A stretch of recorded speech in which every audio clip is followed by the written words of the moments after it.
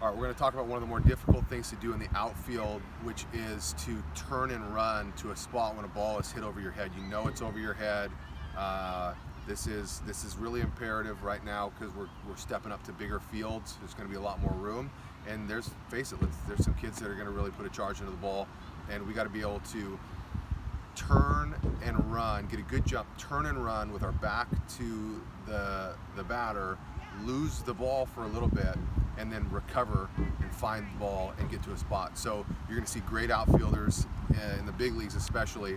They do this all the time. They're going to turn and run.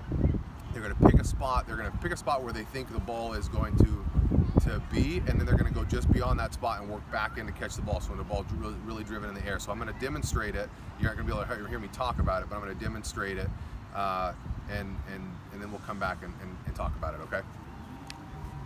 Pre-pitch routine: get a good jump, turn and go.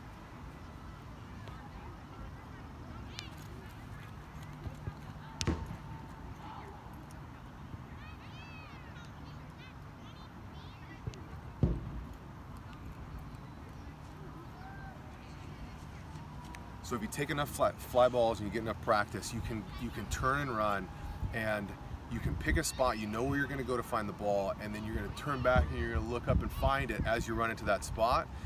You want to get the spot that's 3 or 4 steps beyond where you think the ball is going to be, and then once you hit that spot, you can work back in through the ball. We don't just want to get to the spot and catch it at the spot unless that's our only option.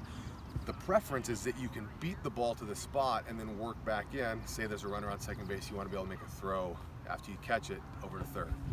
So it's easier to talk about than it is to execute, right? So what you need to do is you get with a partner and you want to pick a spot and turn and run, and you guys can agree on what the spot's going to be, right? I mean, throw a glove out to the spot. That's where I'm going to go to the spot. And then have your partner throw the ball especially high. You don't want to be surprised, turn around and catch a ball in the face. That's not the intent of the drill. The intent of the drill is for you to recognize that you've lost the ball, and then you can pick it back up. Okay, so you turn and run. Once you flip around, the partner has just thrown the ball really high in the air for you to about to that spot, so you can pick it up and work back through it. And it'll take a little time for you and your partner to get used to doing that.